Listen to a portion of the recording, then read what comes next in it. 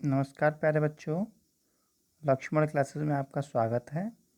हम लोगों ने अमीबा में पोषण पढ़ लिया था। आज हम पढ़ेंगे मनुष्य में पोषण, न्यूट्रिशन इन ह्यूमन बीइंग।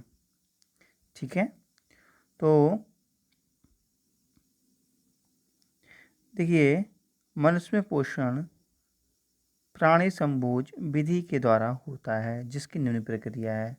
देखो, जो अमीबा में पोषण हुआ था वो भी इसी मेथड से हुआ था, और मनुष्य में जो पोषण होता है वो भी इसी मेथड से होता है।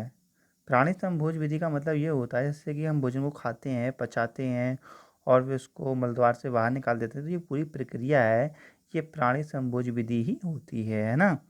तो अब जो मनुष्य के अंदर जो न्यूट्रिशन होता है या मनुष्य के अंदर जो पोषण होता है, उसके भी 5 ही स्टेप हैं।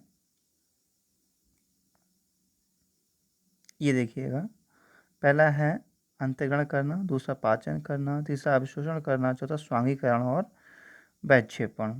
तो ये ही पाँचों स्टेप अमीबा में मैंने बताए थे। तो मैंने कहा था अमीबा में पोषण और मनुष्य में पोषण बिल्कुल एक जैसा है ना।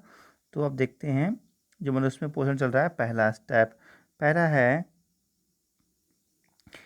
अंतर्ग्रहण करना। अंतर्ग्रहण का मतलब तो है भोजन को मुंह में लेकर लेना ही अंतर्ग्रहण कहलाता है ना। मुंह में लेकर चबाते हैं, वो क्या है, अंतर्ग्रहण करना ही है। फिर दूसरा है पाचन। तो खाद्य पदार्थों के जटिल अणुओं को सरल अणुओं में बदलने की क्रिया को हम क्या कहते हैं, पाचन कहते हैं।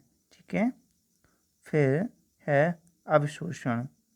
तो अवशोषण का मतलब क्या होता है, जब खाना खाते हैं तो वह सरल मतलब काफ़ी जटिल यौगिक होते हैं, तो उनको सरल घुलनशील पचा हुआ भोजन जिसमें ग्लूकोज, शर्करा, अमीनो अम्ल, वसा अम्ल आदि होते हैं, यह आंत में विषित होकर रुधिर में पहुंचते हैं। इस क्रिया को अवशोषण कहते हैं। अवशोषण की क्रिया छोटी आंत में होती है ना।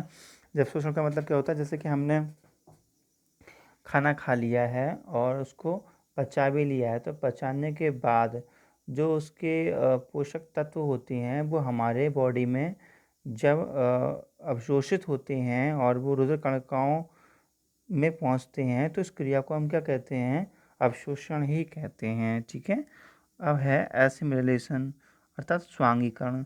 स्वांगीकरण मतलब ये है जो हमारे बॉडी में पोषक तत्व आ गए हैं उनसे विभिन्न कार्य करते हैं, अपनी बॉडी को भी इंक्रीज करते हैं ना, बॉडी को भी बढ़ा देते हैं। पचे हुए भोज्य पदार्थ को विभिन्न ऊतकों के कोशिका द्रव में विलय होने की क्रिया को एसिमिलेशन कहते हैं। कहने का मतलब ये है कि हमने भोजन को पचा लिया था और पचाने के बाद जो पोषक तत्व प्राप्त हुए थे, उन पोषक तत्वों से हम अपनी बॉडी में विभिन्न कार्य करते हैं, अपनी बॉडी को विकास करते हैं, बॉडी का साइज भी बढ़ा लेते हैं। तो ये सब क्रिया कहलाती है स्वांगीकरण, है ना।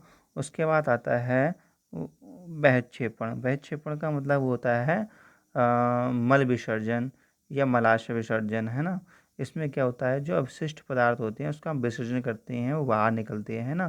तो देखो, आवश्यक तत्वों के अवशोषण के पश्चात शेष बचे अवशिष्ट पदार्थों का शरीर से बाहर निकालना ही विक्षेपण कहलाते हैं।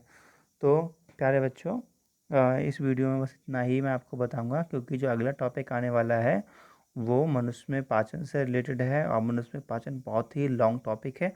तो वो अगली वीडियो में आपको बताया जाएगा। ये सभी लोग अपनी कॉपी पे नोट कर लें। ठीक है बच्चों, अगर समझ में आ रहा हो चैनल को लाइक कीजिए, सब्सक्राइब कीजिए और ज़्यादा से ज़्यादा शेयर कीजिए। Thank you.